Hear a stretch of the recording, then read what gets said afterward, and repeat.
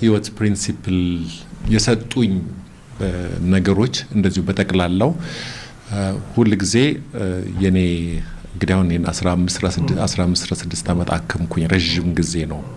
የቆየሁትና ብዙ ሰዎች አግኝቻለሁ እንደገና ደግሞ የካንሰር ሐኪም ስትሆን ቤታቸው ነው የምትገባው ሁሉንም ነው የምታቀው ማታቀው ጉዳይ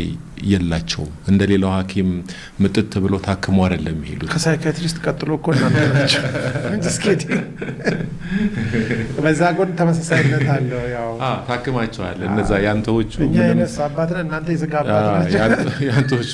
መጨረሻ ላይ ሊያመጡ በሚችሉት እናላቀ እነዚህ ግን በጣም በቃ ወደ ውስጥ ይገቡና የሆነ ቬኬሽን እንኳን ሲሄዱ መሄድ ይችላል እንደ ይልዋል እና ሁሌ የምጠይቃቸው ጥያቄ አለ ይሄ ጊዜው አነስ ሲል አሁን ሪዋይንድ ብታረጉት ላይፋችሁን ምን ትቀይራላችሁ እንዴት ነበርላችኋለሁ እና በጣም በሚገርም ሁኔታ ሰዎች እዛ ጋር አሁን 6 ወር ይሁን 1 አመት እንደዚህ እንደሚቀራቸው ሲያስቡ ማያሳስባቸው ነገር የሚነዱት መኪና ፍጹም አያሳስባቸውም የቤታቸው ሳይዝ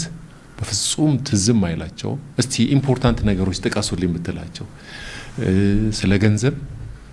በፍጹም አያስቡም እንደገና ደግሞ ረጅም ሰዓት በሰራው ብሎ በጣም የሚያዝን ሰው አይቻላቅም ትንሽ እንዴት በቀነስኩኝ ሰዓት እና